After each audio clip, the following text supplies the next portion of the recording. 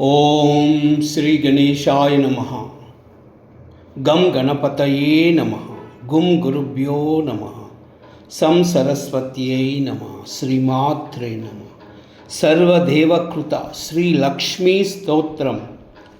क्षमस्त भगवत्यम्भे क्षमाशीले परात्परे शुद्धतत्त्वस्वरूपे च कोपादि परिवर्जिते उपमे सत्त्वसाध्वीनां देवीनां देवपूजिते त्वया विना जगत्सर्वं मृततुल्यं च निष्फलं सर्वसम्पत्स्वरूपा त्वं सन्तुष्टा सर्वरूपिणी रामेश्वरव्यधिदेवी त्वं वत्कला सर्वयोषितः कैलासे पार्वती त्वं च क्षीरोदे सिन्धुकन्यका स्वर्गे च स्वर्गलक्ष्मी त्वं मर्त्ये लक्ष्मी च भूतले वैकुण्ठे च महालक्ष्मी देवदेवी सरस्वती गंगा च तुलसी त्वं च सावित्री ब्रह्मलोकगा कृष्णप्राणादिदेवी त्वं गोलोके राधिका स्वयं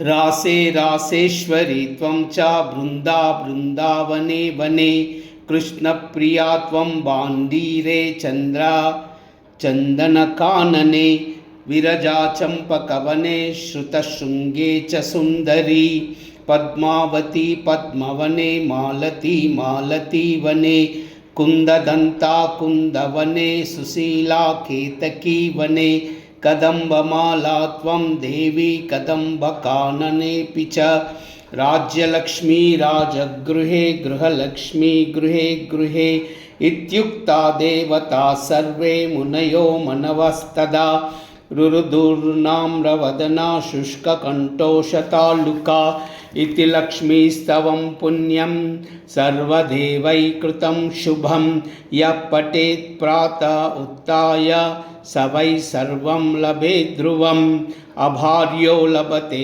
भार्यां विनीतां सुतां सतीं सुशीलां सुन्दरीं रम्यामतिसुप्रिय वादिनीं पुत्रपौत्रवती शुद्धां कुलजाकुमलं वराम् अपुत्रो लभते पुत्रं वैष्णवं चिरञ्जीविनं परमेश्वर्ययुक्तं च विद्यावन्तं यशस्विनं भ्रष्टराजो लभत् राज्यं भ्रष्टश्रीले लभत् श्रियं हतबन्धुर्लभेत् बन्धुर्धनभ्रष्टो धनं लभेत् कीर्तिहीनो लभेत् कीर्तिं प्रतिष्ठां च लभेत् ध्रुवं सर्वमङ्गलदं स्तोत्रं शोकसन्तापनाशनं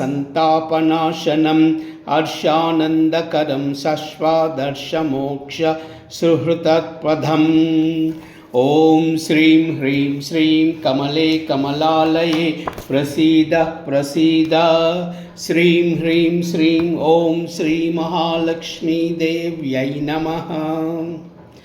ओम श्रीं ह्रीं श्रीं कमले कमलालये प्रसीद प्रसीद श्रीं ह्रीं श्रीं ओम श्री महालक्ष्मी देव्यै नमः।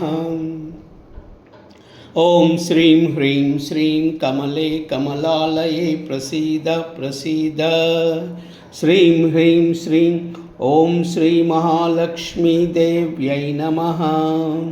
महालक्ष्मी च विद्महे विष्णुपत्नी च धीमहि तन्नो लक्ष्मी प्रचोदयात्।